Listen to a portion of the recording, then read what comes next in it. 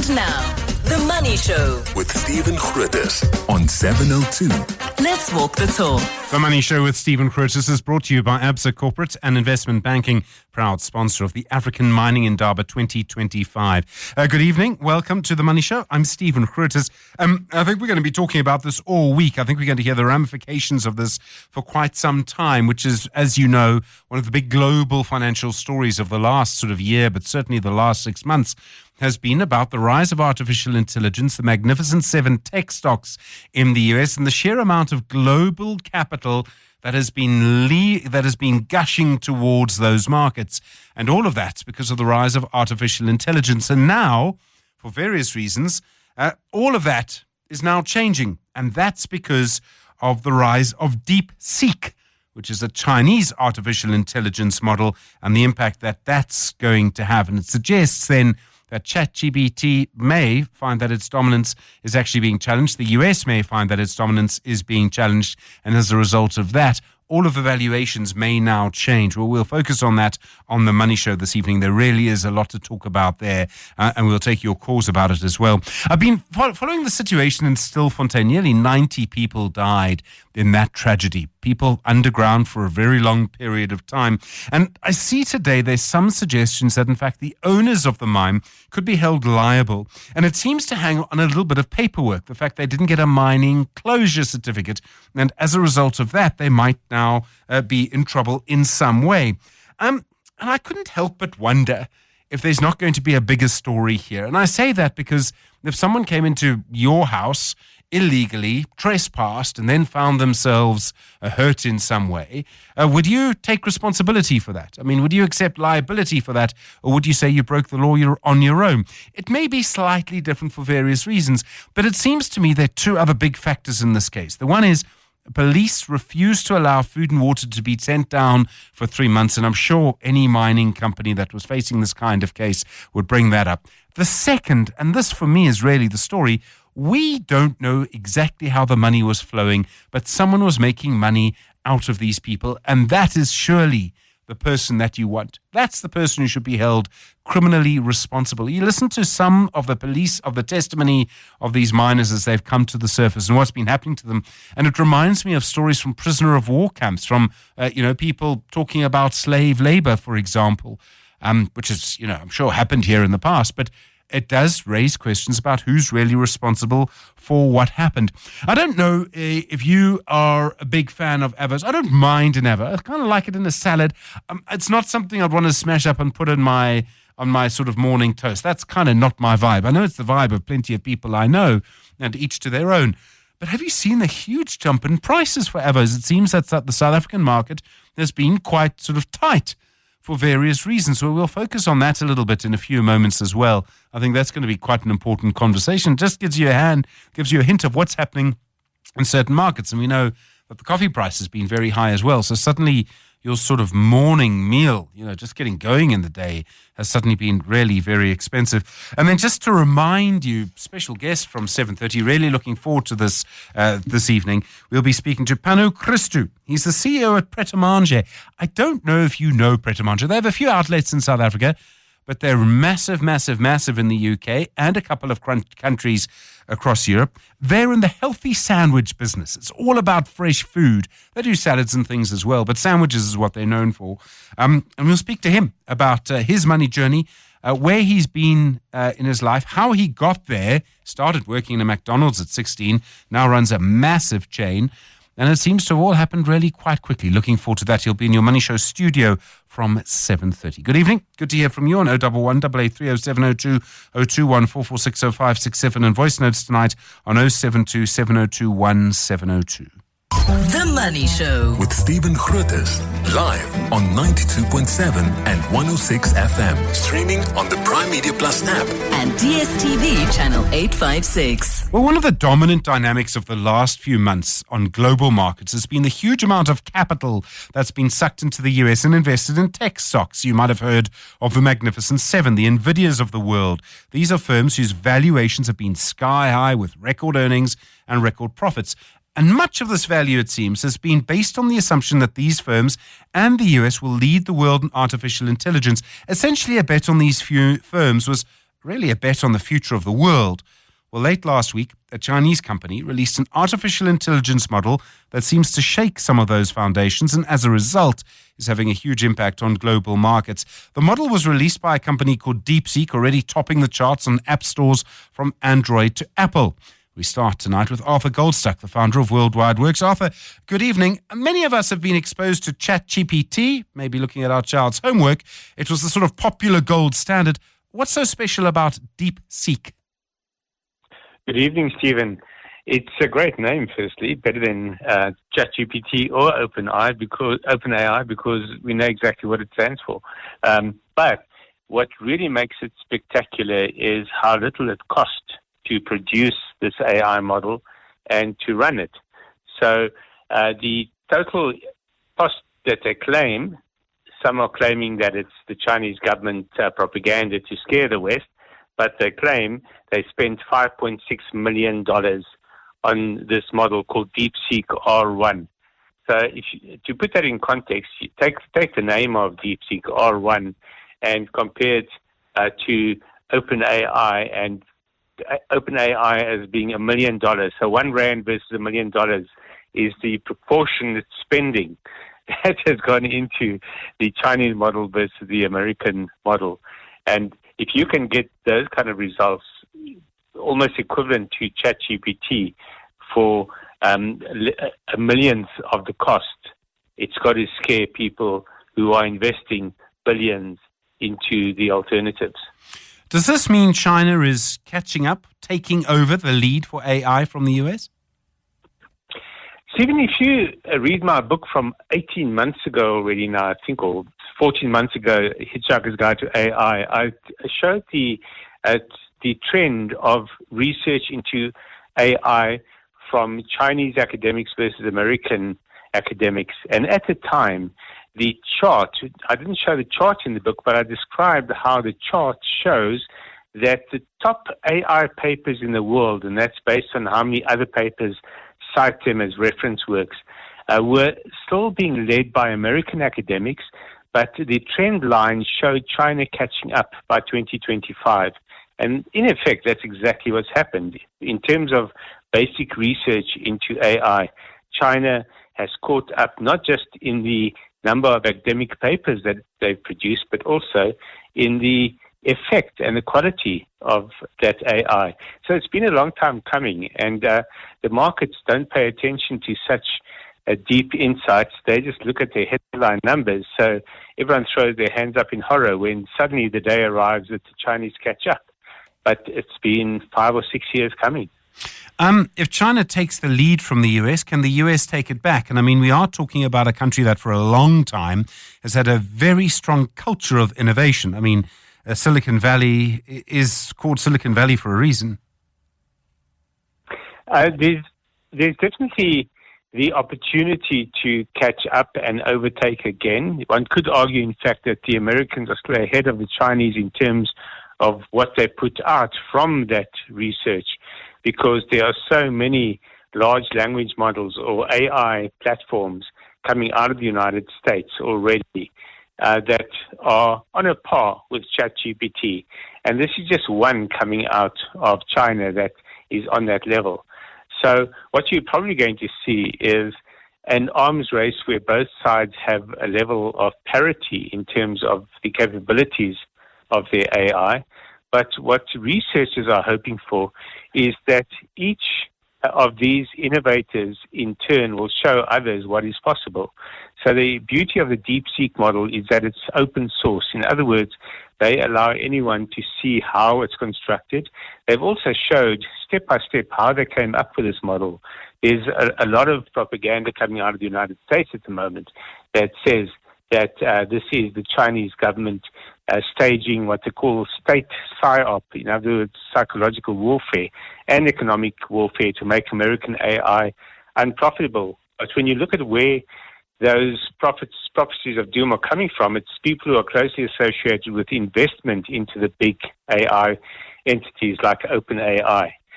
So one has to take that with a pinch of salt. What the more general AI commentators are seeing is almost a golden age of innovation in AI across the world, where everyone can share in each other's innovations and the breakthroughs they make in AI.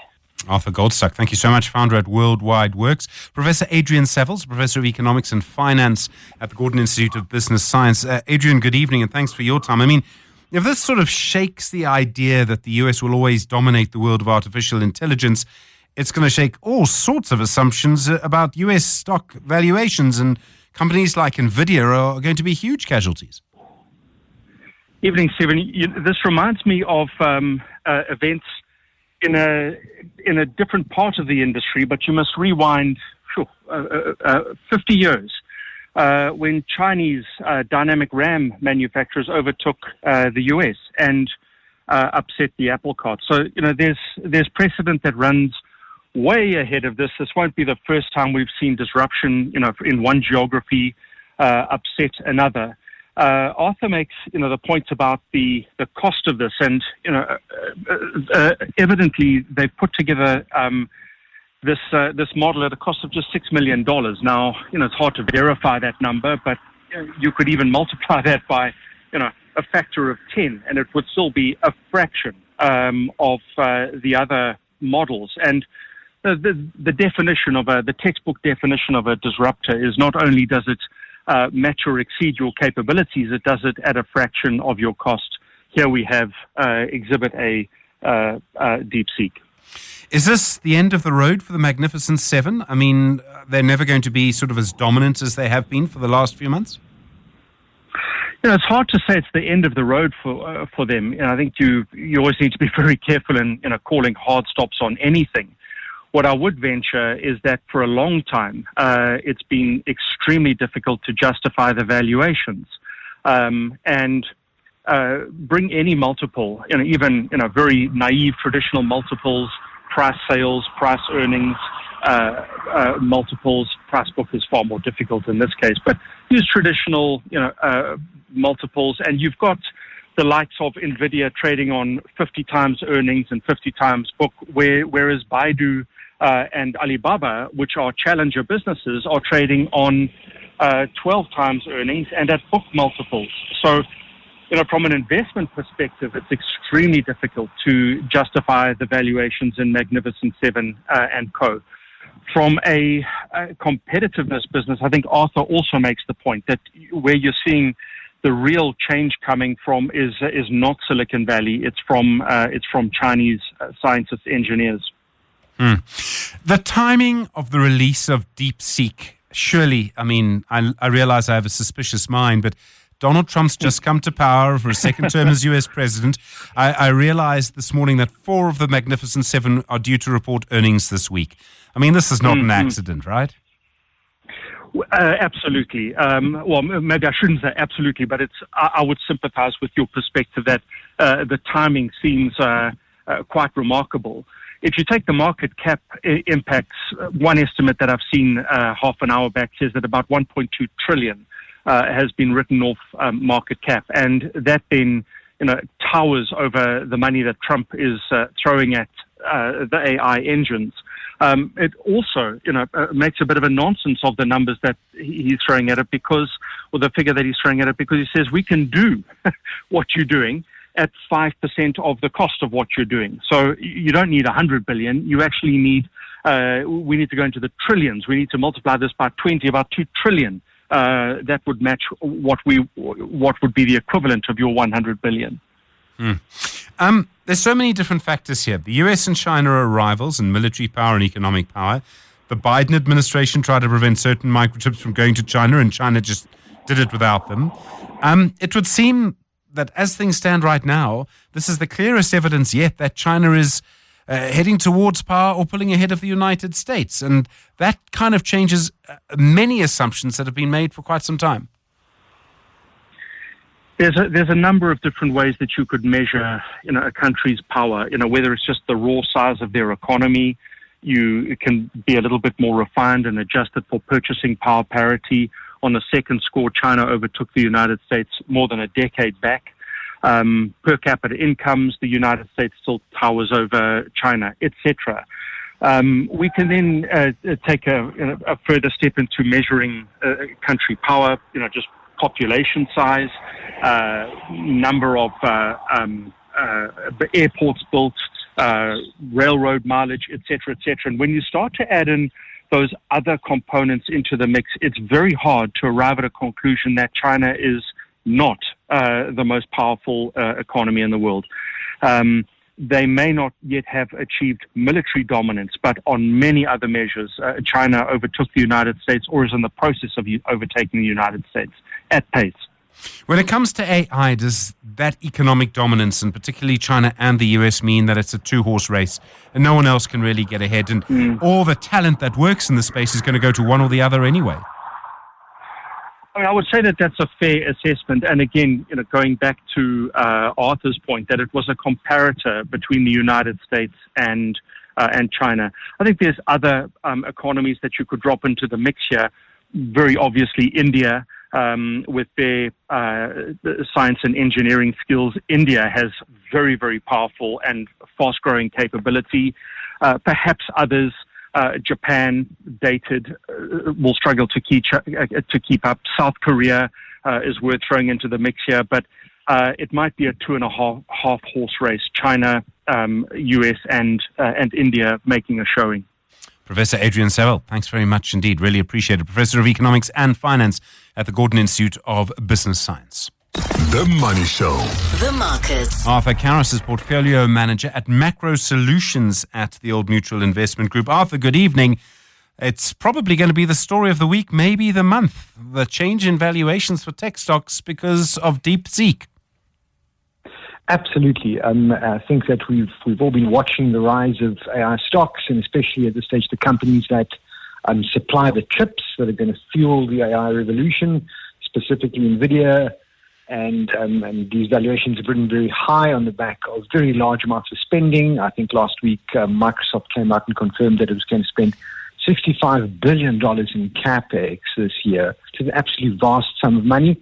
And anybody that wants to keep up with it is going to have to do something similar. So to have a Chinese company come out of the blue claiming that they're able to generate similar results with much, much less spending really shakes some of those valuations. It must completely shake the microchip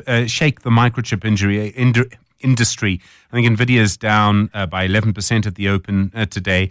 And they were the stock that everybody looked to. If you don't need their chips, I mean, I don't know what the Biden administration were doing, but if you don't need their chips, well, then everything's changed. Yes, I think we still need for some information to come out. For example, one of the theories that people are offering is that DeepSeek runs on distillation. So what it does is, in fact, it uses information generated by other AI models to come up with its answers. So it's, in fact, it's feeding off what other models have done, and that they might be using more NVIDIA chips than what they say they're using. But nonetheless, this is a very normal economics playbook. Someone comes out with a new product, makes an absolutely vast sum of money out of it, being NVIDIA, that motivates other people to put a lot of energy in to try and compete with them and try and take some of that profit for themselves. So normally these things play out over a number of years, but in IT they're playing out faster and faster. So there's a vast number of people out there who are prepared to dedicate a huge amount of energy to trying to get some of that profit for themselves. All right, back to earth and away, Arthur. On the JSE today, Lewis had a very strong day. They had quite a strong trading update.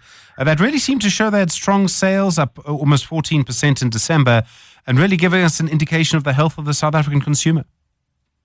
So it's a 9-month trading update, so we don't have a lot of detail, but what we can see is there's been some acceleration in sales overall. I think the more interesting number is that the cash sales really rebounded strongly, having been quite weak in the first half.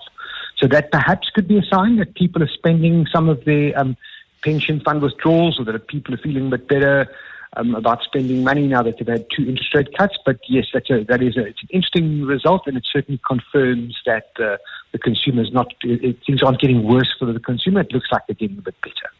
And then British American tobacco up very strongly, up over 5% on the day as well. Developments in the US having an impact on them as well. Yes, so interesting on a day like today, we've seen the high-tech stocks taking a battering. Leading the JSE today were British American Tobacco and Anheuser-Busch. So tobacco and beer at the front of the market on a day like this when there's a big pullback. So a couple of things there. British American Tobacco benefiting from the expected growth in their new generation products, which includes these little tobacco pouches that people pop under their lips. The growth there is very strong as people in markets that haven't been previously exposed to them are buying these products and are liking them. And then in addition to that, they're a very large retailer of menthol cigarettes in the US. And that there was been a ban proposed ban on the sale of menthol cigarettes. And that's now been completely taken off the table. So that's pretty good news for them, given that they sell a lot of those. And then Anglo also had a difficult day, and that seems again because of matters elsewhere. This is about BHP. So Anglo American has managed to fend off an offer from BHP last year by coming up with a revised strategy to refine its businesses around copper, dispose of businesses that don't fit into that. The market has liked that. The share price has been quite strong, and there have been newspaper articles over the weekend saying that BHP has said that at current prices they would not be interested in buying Anglo American, and part of the thesis has been that BHP will return for another round. If you're a holder of Anglo American like we are, then you're happy with either outcome. If Anglo American fixes itself and brings its value up like that, or if someone else comes to buy it, both of those outcomes will see shareholders win. Arthur Karras, thanks very much indeed. Really appreciate it. Portfolio manager at Macro Solutions at the Old Mutual Investment Group. In a few moments, your views also on AI, but also the situation at Stilfontein. All sorts of different ways in which liability might be managed. But is it the owners of the mine, if they didn't have a mine closure certificate? What if they applied for one and the DMRE just refused to give them one? Claims that happens. Difficult to see how that would happen. But either way, your views. 011 883 0702 and 021 446 0567. Also, if you've been battling without avos for breakfast, what have you been putting on your toast instead?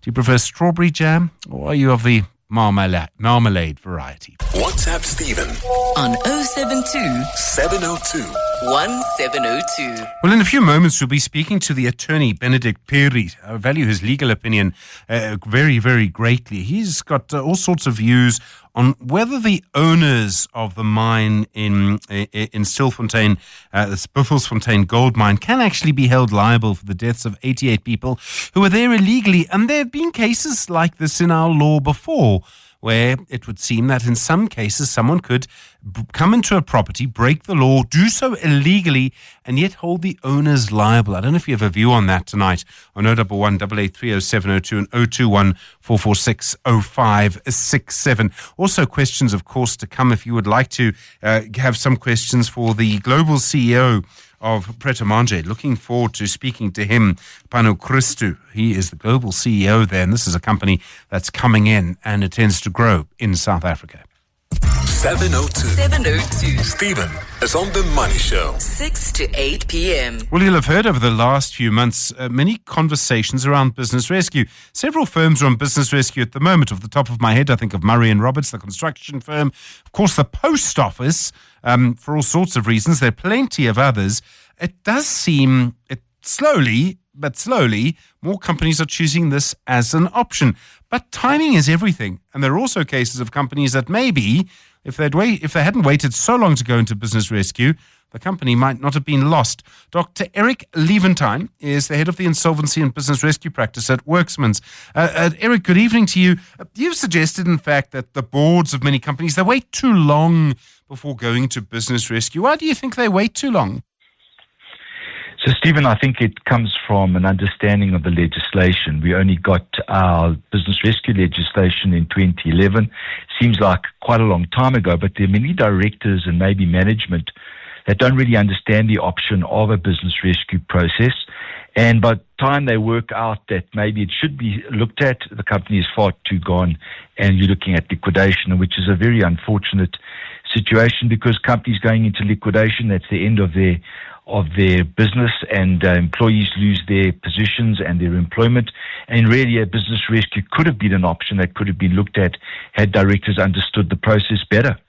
Look, I mean, business rescue, even with the right timing, isn't always going to work. I mean, we have to accept that. I mean, some companies are just in a position where it's not going to happen. The market's shifted, something's happened. I mean, it's not always going to work. A lot of the time it does. Yeah, I think it depends on when you introduce the conversation. I mean, if you go down the distress curve and you're far too far gone, and let's assume you've got liquidation applications pending, you've run out of cash, suppliers have lost faith in the business, then clearly you're looking at a liquidation. So it really is about getting in early enough, being advised properly by advisors, being financial or legal, so that directors can understand what the options look like. And I must tell you that when you look at the stats, South Africa pushed out that about 1,400 companies closed their doors last year. A lot of those companies potentially could have been rescued had they potentially looked at the business rescue option a lot earlier. Are there obvious signs that you need to go into business rescue now? You need to, start the process. And I mean, there can be obvious signs, plenty of signs when you look back at a company and you can say, well, that should never have happened. And yet people are quite good at ignoring them sometimes. Well, Stephen, you see it a lot in, let's say, the small to medium enterprises, particularly when you've got a family-owned company that's been in the family for a long period of time. Directors or management of those companies aren't prepared to put up their hands and say, well, we're in trouble. Financial distress is looming. We've run out of cash. Cash flow is tight. And they just continue to push the envelope, and before you know it, it's a liquidation scenario.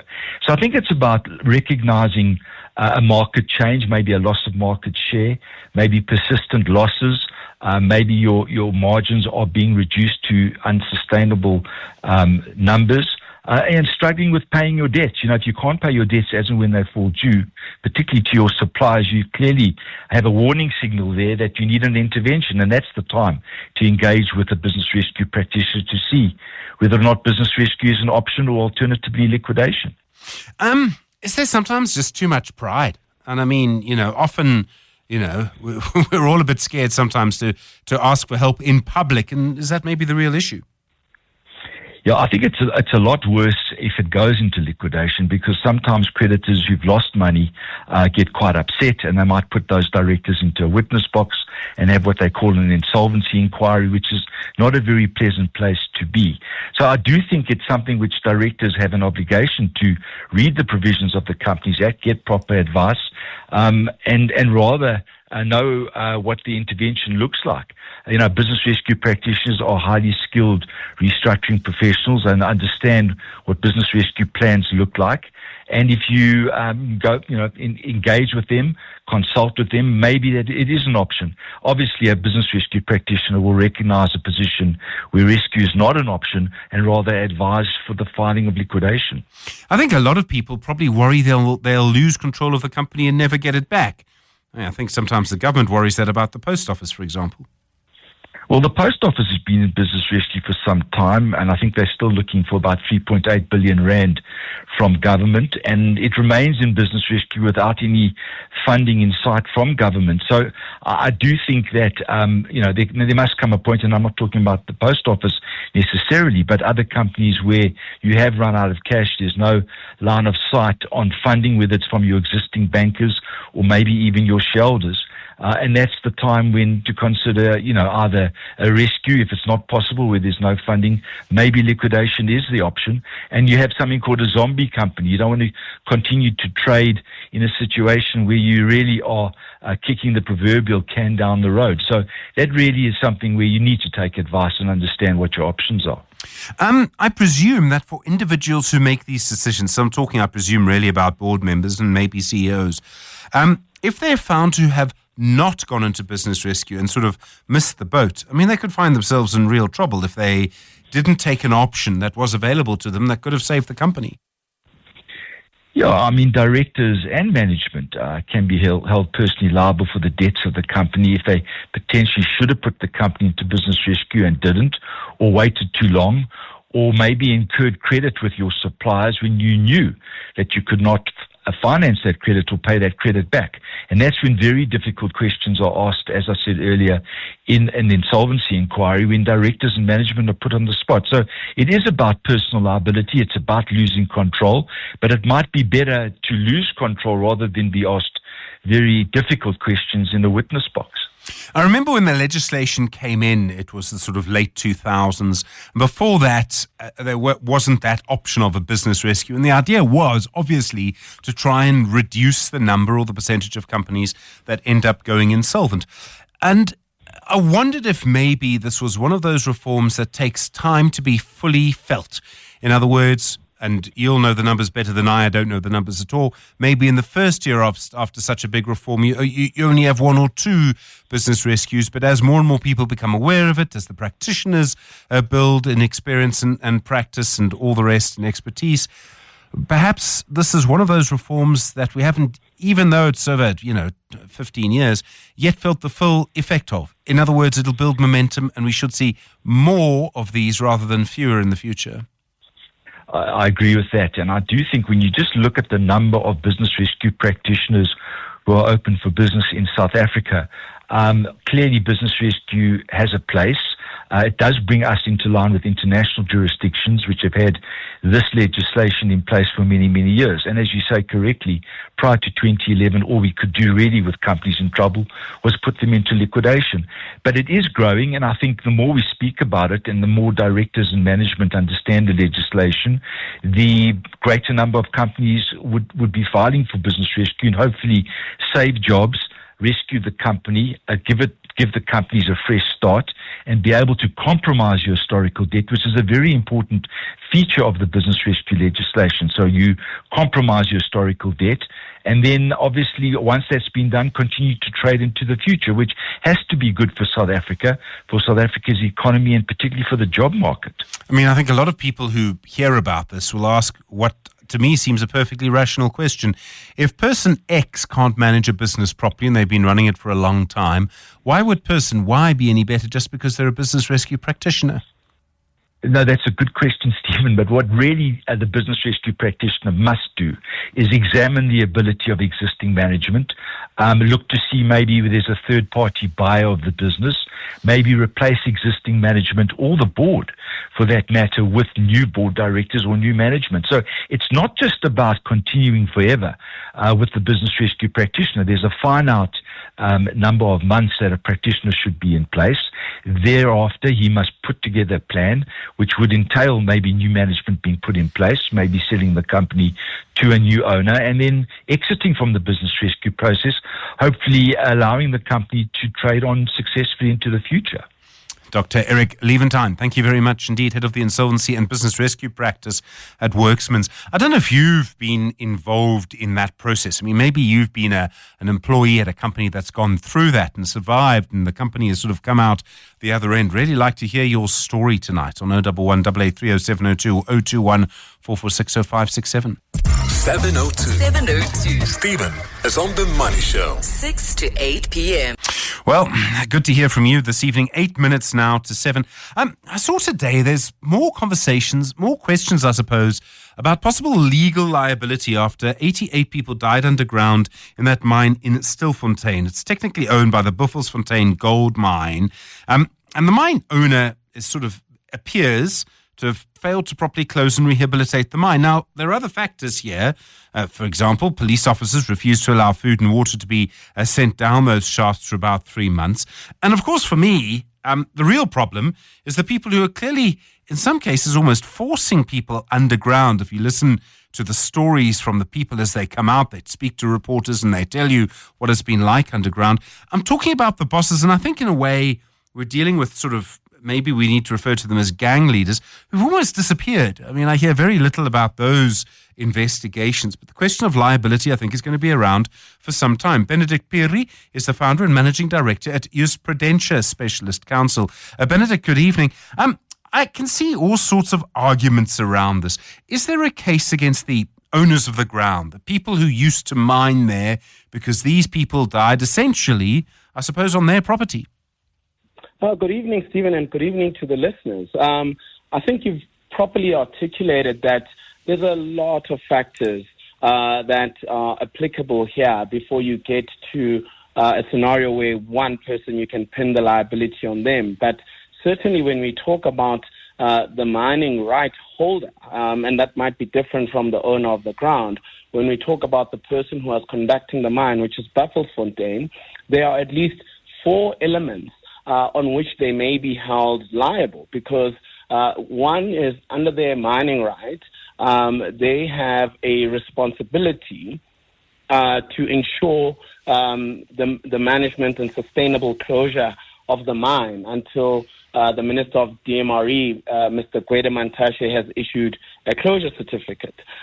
Secondly, in terms of the Mineral Petroleum Resources Development Act, as well as the Mine Health and Safety Act, they are legally obliged to seal all shafts, excavations, and sort of any openings that were sunk during the life of that mine, and ensure that they comply once they're sealed with whatever approved environmental management program they had in place and whatever applicable regulations and laws might be in place. Thirdly, they also then have an obligation to safeguard the environment and protect the mining area and ensure that it's actually only used by people that are entitled to use the surface of that mining area. And linked to that, in fact, is then a liability to compensate where they haven't been able to meet that obligation and there has been injury or death suffered as a result. So those are, in broad terms, sort of the elements under both the mining rights as well as the Mine Health and Safety Act and the Mineral and Petroleum Resources Development Act, on which there is a plausible argument that can be made that Buffelsfontein should at least assume some level of culpability for the deaths of those miners. Benedict, we live in complicated times, and as I understand it, if a closure certificate is issued by the DMRE, they would be liable after that. And if I were in the DMRE, I would say, no, I'm going to delay that closure certificate for as long as possible. And what happens then if actually the mine says, well, we applied and we just never heard back, or we applied and were told it would come and eventually we just gave up? I mean, I realize that maybe you could, would a mine have to go to a court to, get someone to declare that the thing is closed? I mean, I can just see arguments going in lots of ways here. Yeah, and, to be honest, Stephen, it's, mine closure certificates are rare as hen's teeth in South Africa. It's a very complicated process in respect of which the regulations and the policy is quite opaque. There was almost about 3 to 4 years ago proposed new policy in this respect, in respect of rehabilitation, but it has gone nowhere. And it involves numerous stakeholders. It's the Department of Mineral Resources, it's Water Affairs, it's Department of Environment, and, the minister has to be satisfied with all the inputs from each of those particular departments. And then there's obviously what the mine owner has to say in respect of the adequacy of the rehabilitation activities that it has undertaken, at least as they assess from a DMRE perspective. So the process tends to drag on.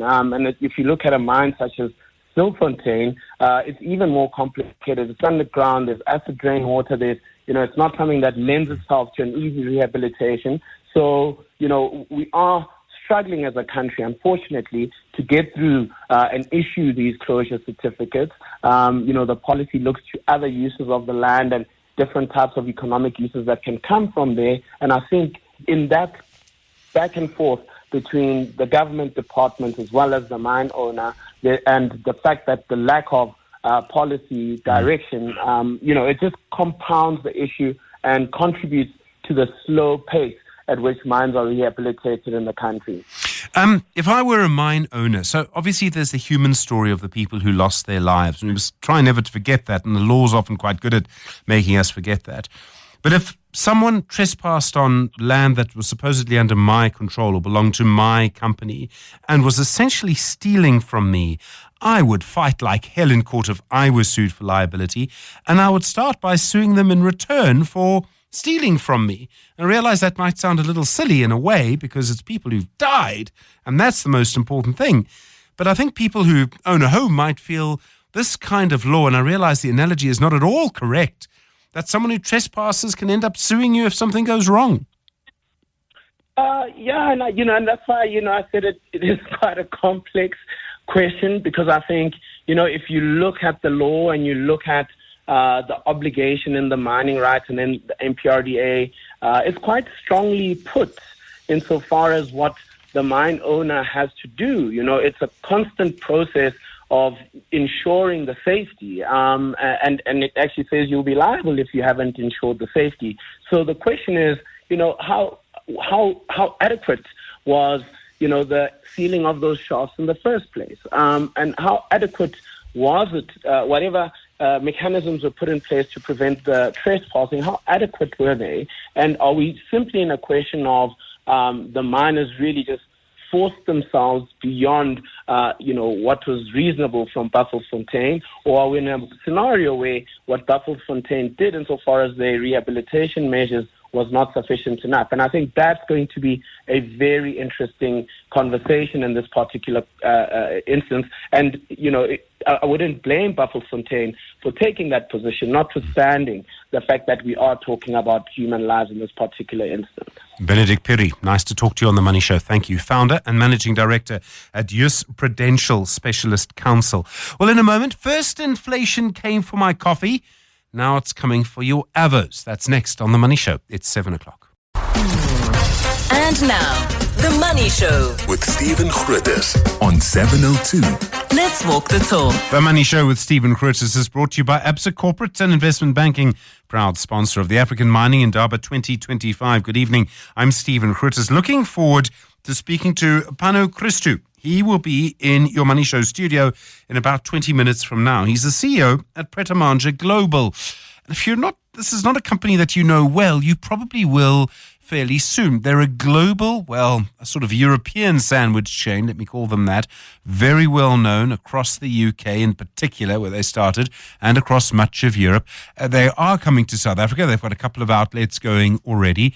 But he's also well known himself. He's someone who started working at 16 at a McDonald's, as it would have it, and eventually just moved up through the chain. Now is the CEO.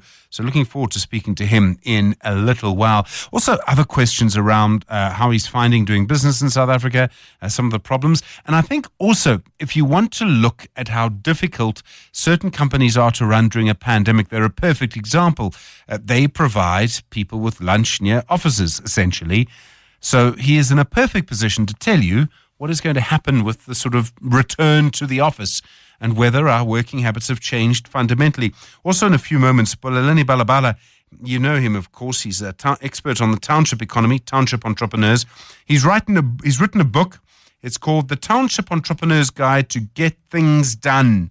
He'll explain to you how and why you need to start to get things done. We'll talk about the price of Avo as well in a moment. Just reflecting on that conversation we had a few moments ago and just talking to Benedict Perry about sort of liability in terms of, who would have to pay up in a way for what happened in Stilfontein Mine. There's so many different directions that all of this can go. My sense is probably very little of it's going to appear in court.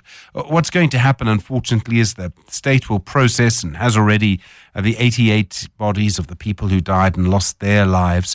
Their families have probably been contacted by the authorities in many cases of other countries. And there'll be a moment of sorrow, and I think that will be it. They will be remembered only by their families. I don't think that people are going to have the stomach for any kind of legal action. The people who really make money for it have gone away, disappeared. Government will try and wash its hands of it and as quickly as it can, whether it be the police or the DMRE. I would if I were them. And what do you do then? And that'll be the end of it. And one of the joys, one of the important things that a court case can do, there are lots of problems with it. It's adversarial for a start. But it can kick up a lot of dust and you can find out a lot of information because it's all public and people can testify. Maybe that will happen. Maybe it should happen. Maybe it'll happen in a different way. Maybe there'll be an inquiry or investigation or an inquest, perhaps. It might be how we really get to the bottom of what happened, who was being employed, how it was happening, why were people moving here from Lesotho, who was recruiting them, how much money were they getting, who was paying them, where does the gold actually go? Al Jazeera may have an answer for you, if you know what I mean. 702. Stephen is on X. At Stephen Grootes. I don't know if avocados are a big thing in your household. They're kind of a big feature of my salads, but not my toasts, let me put it like that. I'm always intrigued, though, by the huge price difference in avos depending on where you buy them. So I know certain roads, if you stop on the side of a road, often in Limpopo, for example, you can pay, really good price, 100 Rand maybe for a massive bag of avos. I know people, whenever they go, weekends or whatever, they go home for the weekend, come back with bags for their office. It's about 10 times that if you buy them individually from a very particular supermarket chain. Although, to be fair, that chain does somehow ensure that every single avo you can buy is actually ready to eat. But the price of avos seems to have been very high again. It does seem maybe there's been a shortage in our market. Tabile Nkunja is an expert on the price of avocados, expert on many other things too, agricultural economist. Tabile, good evening. Thanks for your time. Is there a shortage of avocados at the moment? Good evening to you, Stephen, and the listeners. So there is quite an issue with avocados, not necessarily in South Africa, but across the world. This is a product that has seen quite a significant rise globally in terms of its demand. And as a result, for South Africa as a small player, because I want to mention that as much as South Africa is amongst the top 10 exports of avocados in the world, it remains quite a very small player. If we had to compare, for instance, to Mexico, which produced and exported produced around 2.6 million tons of avocados, and only to that 70,000 tons of South Africa. So it's quite a small player, and therefore a lot of other issues that do affect the global market. South Africa will not be, spared in terms of those developments. But generally, there is still remain to be a bit of a smaller. In fact, it has been like this since 2004. Stephen, if you may take it back then, because if you are to look, for instance, into the data that is available representing the global market, you would see that there's always been an extra demand for avocado than what the world's leading suppliers have always had. So it is not something that is new, but it looks like with time and of course the demand there, we are seeing a significant increase in demand. And of course, there's a sporadic supply as that happens, including in South Africa, as you mentioned, an example of Limpopo and Western Cape. Because if you have to compare, for instance, Limpopo avocado prices and to Western Cape, prices are just different in terms of how much a consumer would buy for them. Okay, so this is like other food products. We may produce it, but the price is still set in international markets. It doesn't really matter how much we produce, whether it's avos or maize. The fact is that we're going to take whatever the international price is. Yeah, absolutely. Because, if for instance, as I mentioned an example about Mexico. So, for instance, in South Africa, I'll make an example only for last, that is the marketing season of 2023, where we have data that is available.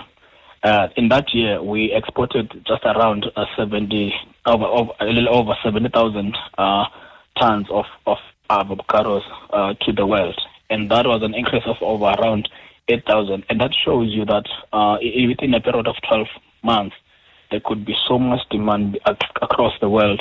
And of course, with South Africa being a supplier to top markets, which is actually markets that are in the top 10, for instance, about 4 of the top markets that South Africa exports to are within the top 10 of the global market. So that tells you that the influence the likes of US, Netherlands, Russia, Germany have, or in buying for South Africa, that will always make sense for the producers to sell to those countries, because remember, South Africa operates in an open market space, and therefore when producers see that there's a lot of demand for their products in Germany, which is one of our key markets, they're always going to have to sell there so that they can make that extra cash, which is something that farmers mostly all the time are likely to be inclined towards to do. How quickly does the price change according to those factors? What I'm trying to get to is if there's if the rainfall in Mexico is too heavy one week, is the price of avos in Cape Town going up the next week? I'm presuming that this is quite a dynamic market. Those price changes move quite quickly. No, it depends, Stephen. For instance, if we had to take a country, comparing, for instance, Mexico to Kenya here, not so far from South Africa, which is another player within the avocado space. So what happened to, for instance, if there's going to be, or maybe there was a flooding or some strong weather or hail or whatever, drought that negatively impacted Mexico's avocado production. Mexico is, by the way, the most leading global supplier of avocados. So therefore, even a 5% decline in avocados production in Mexico that triggers a whole lot of a chain across the world, because a 5% of a 2.6 million, it is way different to a 5% of around 140,000 tons of avocados that will be produced be one of the smaller countries like South Africa or Kenya. So that impact is going to always be, felt.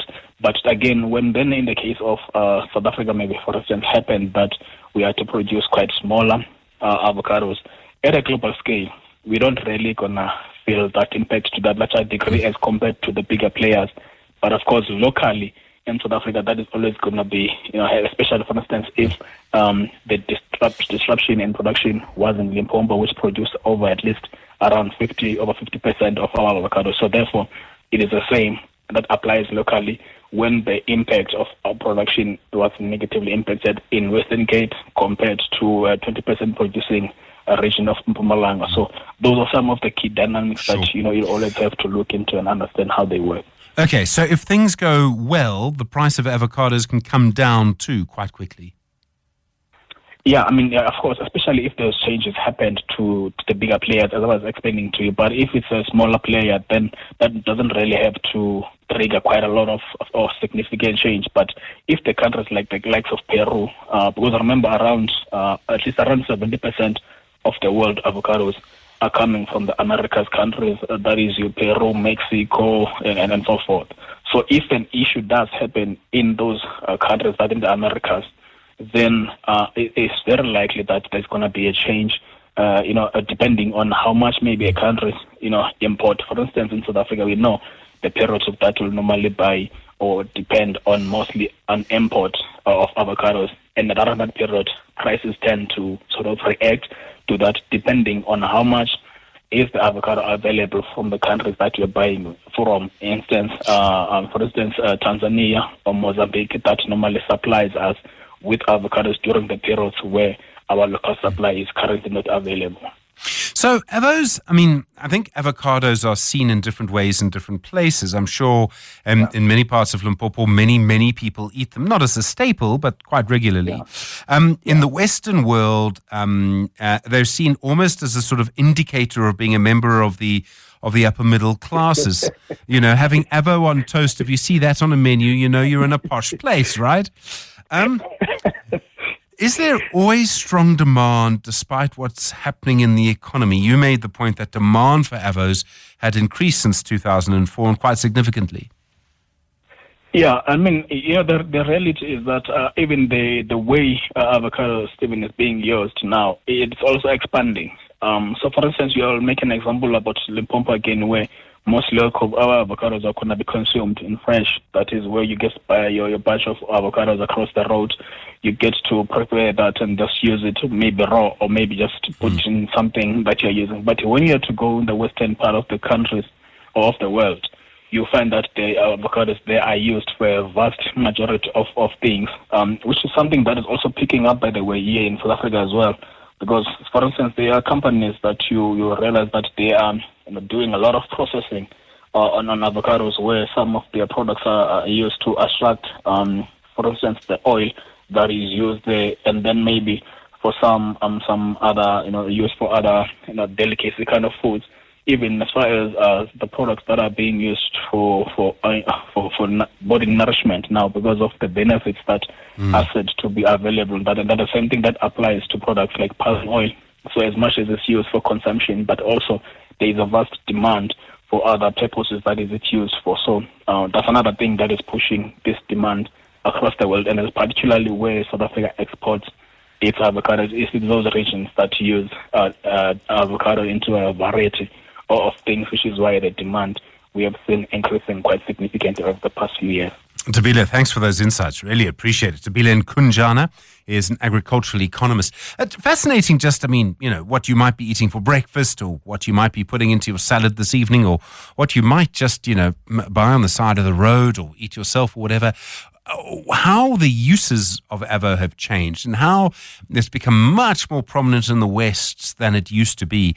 It also tells you, of course, of the economics of that, what impact that has on the price. Well, your avocado story, 011 883 0702 021 446 0567. The Money Show. Business books. Well, your book this evening is The Township Entrepreneur's Guide to Get Things Done.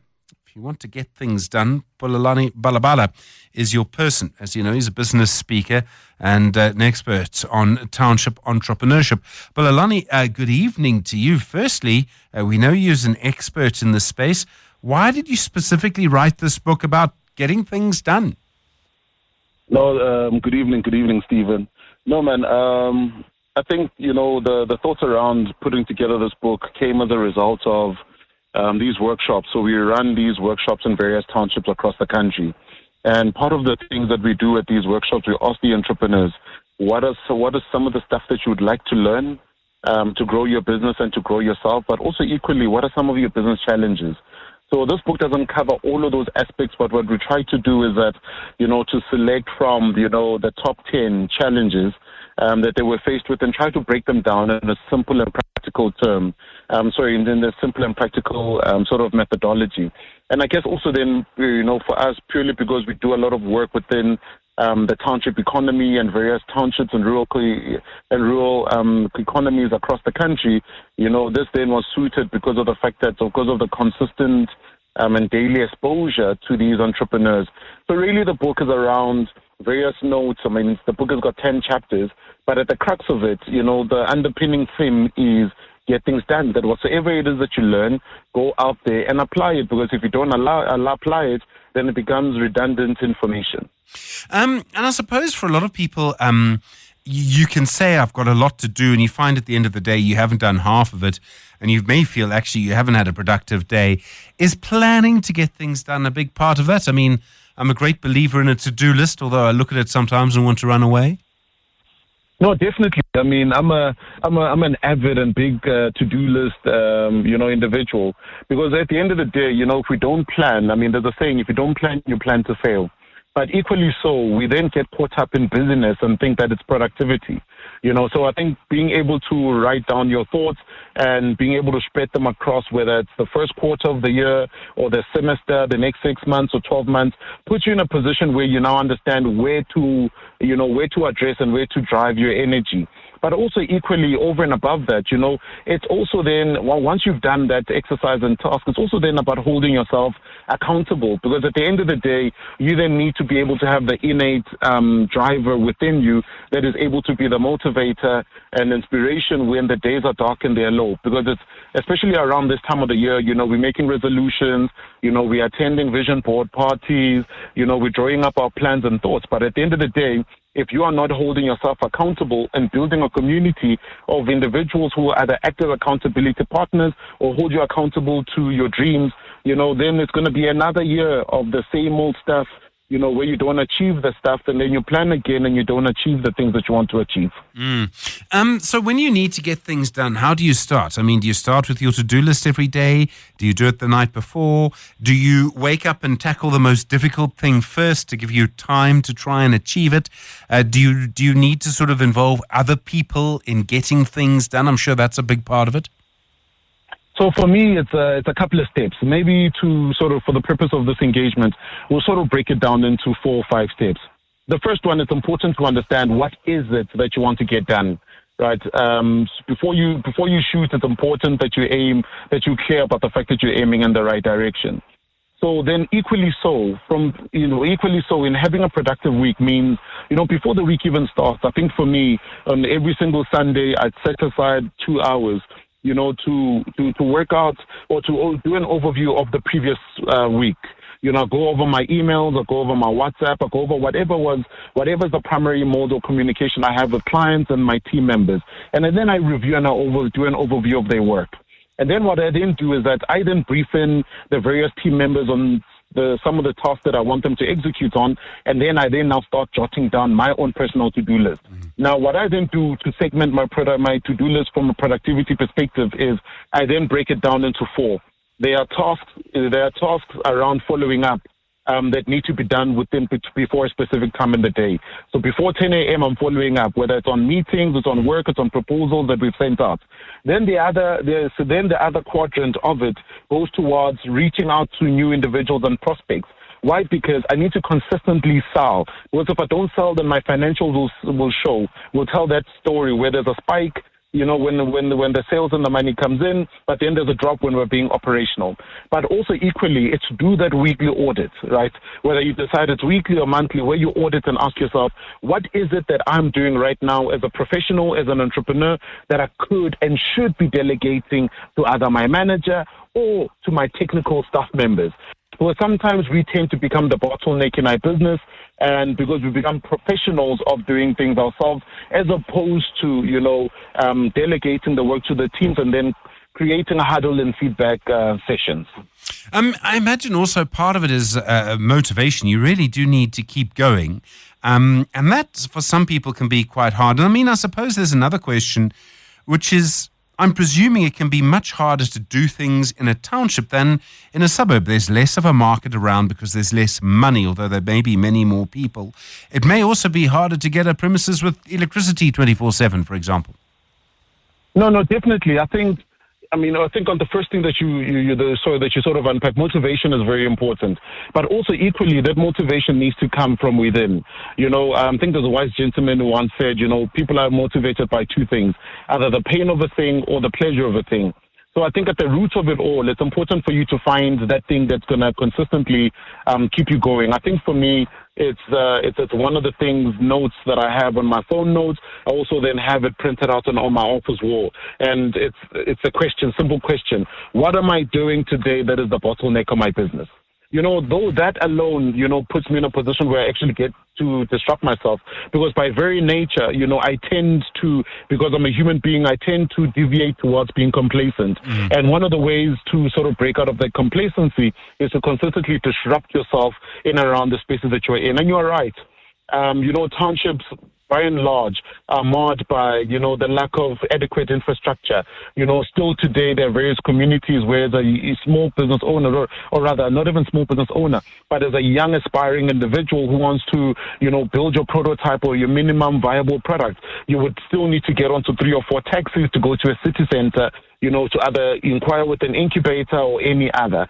So those barriers and challenges have always been there. But also, in reality, in age and memorial, the reality is we have seen with our grandfathers and our grandmothers who had little or less resources than we have right now, but found ways of making it work. So I really think the big thing for me is, the big thing for me is what I'd also talk about in the book, is a chapter I call Vulikanda, which, is a Kasi terminology that talks to open up your mindset, develop your mindset, because the moment you shift your mindset, you won't just look at all those infrastructural issues, those barriers, those lack of funding as a limiting step, but you look at them as an opportunity for you to fight harder to pierce through the barriers. It's also one of those things, once you get a day going and you get one thing done, you're much more likely to get another thing done. You've got to start, and once you get going, you build momentum. I've always found that. No, for sure. I mean, that for me is, I think for me, that has always worked tremendously well. I think even before I have my morning meetings with my team or any external meetings, I start getting the day going in my own personal office at home before I interact with any individual, so that I align what it is exactly that I want to achieve. And I think so also equally so, sometimes it then becomes overwhelming, because you find that you look at your to-do list, there's about 100 things that are there. And I think it's important to also then put out that select those 5 or 10 things that you're going to be doing that day, because the best way to eat a cow is a fillet a day, it's a piece a day and a bite a day. Because the moment you do that, it's going to then act as a motivator for you as you action out all those tasks. And some of the things that discourage us from working out our task or sometimes even achieving our dreams is because they seem so daunting and are so big. But that's because we then make them so big and so daunting. So sometimes, you set a goal to lose 30 kg by a certain time frame, without even celebrating the 100, calories that you are losing on the journey to getting to where you're going. Bolelani, always good to talk to you. Thank you so much. Bolelani Balabala, the author of the book, The Township Entrepreneur's Guide to Get Things Done. Your book this evening on The Money Show. In a moment, your special guest tonight, Pano Christou, the CEO at Pret Manger Global. Also, we'll talk about him, but we'll talk about his plans for South Africa too. 7:02. 7:02. Stephen is on the Money Show. 6 to 8 p.m. 24 minutes to 8. Well, many years ago, as a younger man in a previous life, I lived and worked in radio in the UK. And wherever I went and wherever I worked, there was this sandwich company that would be, always around the corner. It was called Pret. And for a long time, they did a breakfast salmi for £2.80. That was kind of my staple diet for a long time. I suspect it is a little bit more now. And I was intrigued to find out that there are now a couple of outlets here. The group's been expanding over the years into Europe. UK is a part of Europe? Isn't? Complicated question. But they're a big chain. In many countries, they use a lot of fresh ingredients in their product, and they're kind of well known for that. And now they're starting here. And this evening, in your Money Show studio, the global CEO of Pret, Pano Christou, is here. Pano, good evening. I know you're here for just a couple of days. Thanks so much for taking the time. No, it's a pleasure to be here today, Stephen. You've been in the job a few years now, and I noticed you started in 2019. The first few months must have been fine. What happened after that must have been very, very tough. I mean, what a time for a company that's really based around the workplace. Yes, so quite a baptism of fire. I think 3 months after taking over CEO, you had COVID that kicked in. And yeah, I think obviously many within the hospitality industry, found it very challenging. Those kind of city centres, transport locations where Pret is so prevalent in became ghost towns. But actually, I think what it has done, it's got the brand to look at itself in a certain way, transform its approach to business. And we are a much stronger business today than we were back then. So this is now coming on to my 6th year as Pret CEO. When we don't have as big a market for that kind of thing as, say, London, I have noticed in a few places in Joburg that coffee shops that were only near offices have moved to residential hubs. And the idea clearly is that people who are working at home are coming to work there. Are you sort of trying to do the same thing? Yeah, I think, listen, I think that, hybrid working is a thing that will stay with us now. And I think for the Pret brand, it's how you evolve yourself. So instead of customers always coming to Pret, how can you bring yourself closer to people? So I think when it comes to worker locations, we still see as a huge opportunity for us to grow within those locations. But equally, when you come to different residential parts of the country, again, as you say, people are a little bit more prevalent there than maybe they were before COVID, which again gives us another great opportunity. I'd like to talk a little bit about you, if I may. I find some CEOs are happy to talk about themselves and some aren't. It's very interesting. But you started as quite a youngster. I read that your first job was a 16. Is that right, in McDonald's? Correct. So I've now worked in the hospitality industry for 30 years, starting on the shop floor, McDonald's initially for 5 years. And then this will be my 25th year in Pret. So joined Pret in 2000 as an assistant manager. And maybe a slightly different background and rise into your traditional CEO of today. And I think that's the magic of Pret. Pret gives people great opportunities. I think it doesn't matter what you look for, like where you come from. I think if you work hard and knuckle down, I think it gives opportunities. And there are many people like myself within Pret that have grown from the grassroots onwards. And I actually think here in South Africa, as we launch the brand, this will give people lots of great opportunities to have a career with us and actually grow themselves and their own careers. So I think from the shop floor to the CEO role where I am today, I think has given me a lens that, from the top, obviously you have to look at things strategically and the steps you make. But equally, I think that, for me, I'm always very focused on what happens on the shop floor and connecting with those people that are on the shop floor. And I'm a big believer for our own business, if you sit in an ivory tower and you take decisions, actually, most of the answers to the questions that you're posing are on the shop floor. So the opportunity I have to engage with our staff when I'm there, and I make a point every single week, I'll spend at least half a day out and about on site visits connecting with our associates. For a lot of people, when they start a job like that, 16, 17 is a lot of people's first job in many places around the world. It can be a bit soul-destroying. Firstly, it's when you're at school, you don't realize how long a working day is. It can be a long time. You're doing the same thing repetitively. You've got to have a smile on your face all the time. All of that can be quite tough. They don't find them rewarding. You clearly had a different view. Yeah, I think that, don't get me wrong, it is a tough job, a tough environment to work in, shift work, long hours, working in kitchens, connecting with customers. But I think that what I really got connected to within the Pret brand was the product, and actually was our culture ethos and how we treat people. And I think many companies talk about, they've got great people practices, but many companies struggle to really put that into action. I truly believe that we are a brand that does do that and kind of puts our money where our mouth is, so to speak. But I think for me, hospitality is a tough industry to be part of, but at the same time gives you lots of great rewards from a career perspective. People always need to eat, so I think that's a good thing. And I think that the Pret brand and the product that we offer, great high quality provenance of ingredients. And I think I really, fell in love with that emphasis on quality. I worked at McDonald's, and don't get wrong, in your teenage years, it was a great schooling and learning. I think I couldn't really get myself passionate about the product.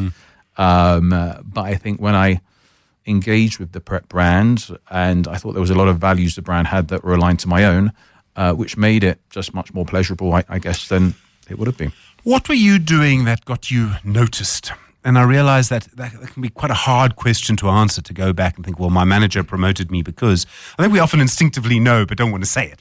But I mean, clearly you were doing something to move through a chain quite so quickly. I mean, you start as an assistant manager, then you were clearly a manager at some point. I think by nature I'm quite a restless character. So I'm always thinking to push myself and to do things in a way and have a real solution-orientated mindset. I think the other thing I've generally stayed quite focused on is the job in hand, rather than spending too much time worrying about the next stage. And I'm a big believer of, if you spend too much time worrying about the next step or the next two steps, it takes the emphasis off the current day job. And what has proven to me over the years, as I've kind of matured and I guess you've got wiser over the years, is generally if you do a great job, you put your head down, people will notice you and give you those opportunities. And in particular, if you work in a company that is growing. And I was in the fortunate position of being part of a brand that was growing. When I joined Pret, it only operated in London. It only had about 50 or so locations. Today, we're operating, over 700 locations in 20 countries. We'll open 100 locations this year.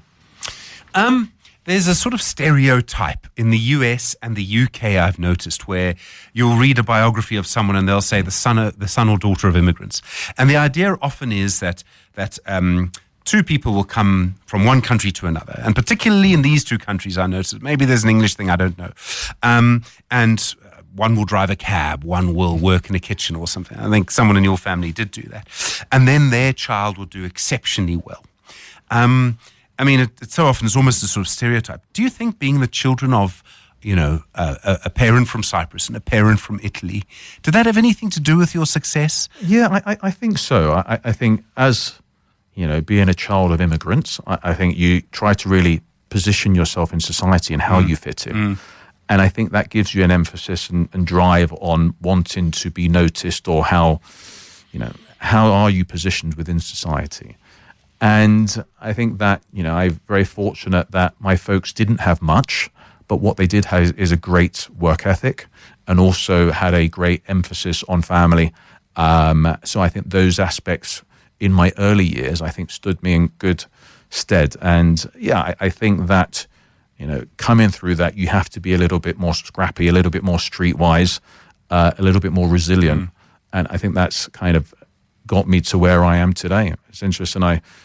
Yes, I have done much better than my folks did, and my parents are very proud of me. And my kids, my sense is they'll have their motivation to do the same within themselves.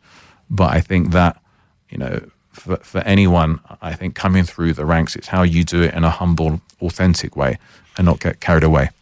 I've often wondered if one of the reasons, so I think all of those things must be true, is that you can spot gaps that other people can't spot because you're growing up in a slightly different way. Do you know what I mean? Is there anything in that? Yeah, I think I was fortunate to get a sense of different cultures, the Greek culture, the Italian culture, the British culture.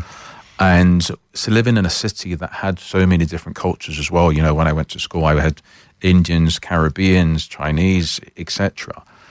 And actually, the Pret brand, especially when it started in London, UK, had a high emphasis of different cultures, as London does have in general. So I think it's helped me in how I communicate and kind of finesse my approach to different people, from a fiery Italian culture to a communicative British culture. Then on the other side, you've got, the specificities of Greeks as well. So I think all of those things at a younger age, when I guess you didn't really realize those forces were having an impact on you. I think when you look back, I definitely see that there are elements of that has molded me as the individual I am today. I mean, both of those cultures produce better food than Britain does for a start. That they do. But I'm very pleased to think that Pret, as a British brand, produces good food. Stay on message very quickly. So your company has grown, not quite global, but certainly expanded, many more markets. Does that come with many more problems, and things that must just catch you out of the... I mean, the pandemic caught everybody out of the blue in a way, and we hope that's kind of a once-off. But there must be moments where you think, I did not see that coming, Yeah, I think as you start to take a brand more so globally, there are definitely complexities that come to it. How you enter into markets, how you are sensitive to the local nuances, whether it's legal laws, health and safety, and also flavor taste profiles. And listen, we've made mistakes along the way, and I'm a big believer of, it's important that you make mistakes. You learn from those mistakes. One of the things you don't want to do is make the same mistake twice, but I think we try to curate an environment that people feel that it's okay to make a mistake. And listen, I think through COVID, as we've expanded, we have learn of the type of markets we should be expanding in, and where we spend our time and effort. And I think one of Pret's biggest challenges is not what to do, it's what not to do. So I think if we stay focused and very intentional when we are kind of growing the brand, and there's always this tension with a brand that's growing, and if you grow too fast, you can damage the consistent kind of approach and execution you have with your customers. So that is a tension I think many businesses have, and one I think that we're always very sensitive about. In South Africa, as I'm sure you're well aware and have been for many years before you came here, we like to think that we're different. I mean, we sometimes overdo that, I think, as South Africans. We do have a lot of different nuances, and some of our legislation can be surprisingly complex, I'm sure you've found. Has there been anything that's caught you by surprise? I mean, we have an incredible diversity of people. So just walking around in a shopping centre, you spoke about the diversity of London. Here you will hear, 35 different languages that are all related, to just South Africa, never mind Mozambique and Zimbabwe and Botswana and Namibia that you'll see in our shopping malls too. Yeah, I think that the most important thing for us, so per se, as we looked at South Africa, that we have a great partner that really knows and understands the local nuances. And, when we chose to work with the Millet Group, I think they had kind of really ticked all the boxes for us. I think a family-run business, very well astute when it comes to understanding the localities of the market. I think as it stands today, I wouldn't say there are things that have been a surprise. I think once we open our doors, we'll definitely find things that will hit us by surprise, and we'll have to course correct as we learn.